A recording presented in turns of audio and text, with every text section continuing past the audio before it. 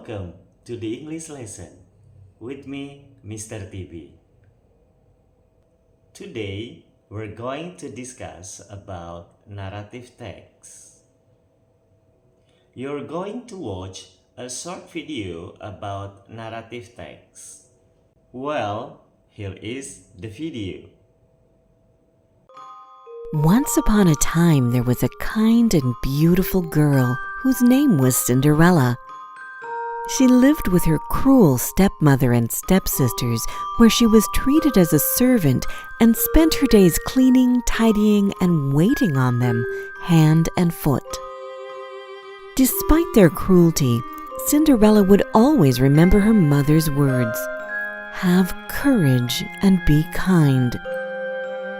One day, an invitation to a royal ball arrived. The prince was looking for a bride, and everyone in the kingdom was invited. Her stepmother immediately ordered new gowns to be made for herself and her daughters. Cinderella worked day and night to prepare the new dresses in time. On the day of the ball, as they were preparing to leave, Cinderella came down the stairs in a dress she had made for herself. Her stepmother and stepsisters were so angry to see her looking so beautiful, they tore up the dress and left without her. Left alone, Cinderella began to cry when all of a sudden her fairy godmother appeared.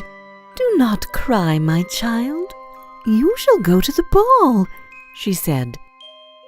"But I do not have a dress to wear," cried Cinderella. Her fairy godmother waved her magic wand, and at once Cinderella's rags turned into a beautiful new ball gown. Then her fairy godmother found 6 mice playing in the pumpkin patch.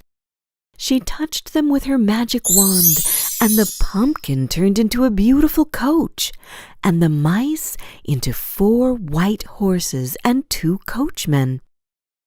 When everything was ready, Cinderella waved goodbye to her fairy godmother, who said, "The magic will only last until midnight. You must reach home by then."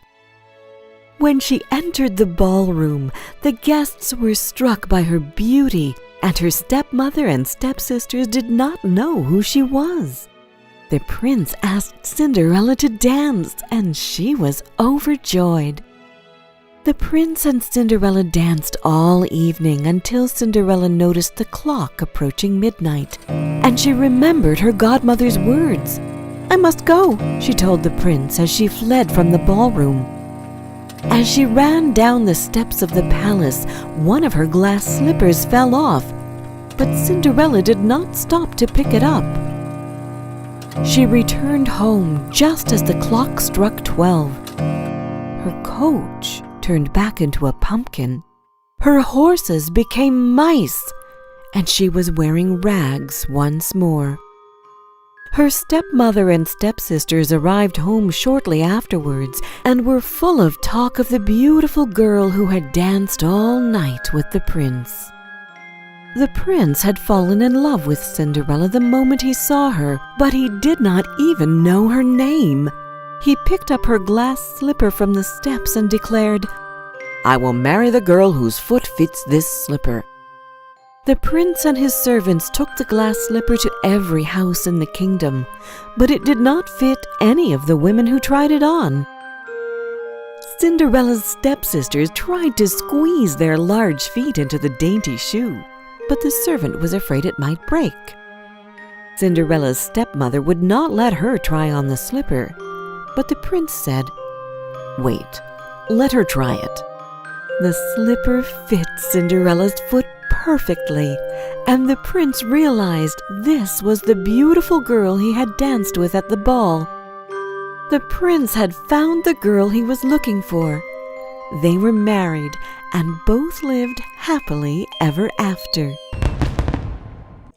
That was the short video about narrative text. Thank you for your attention, and see you on the next video. Goodbye!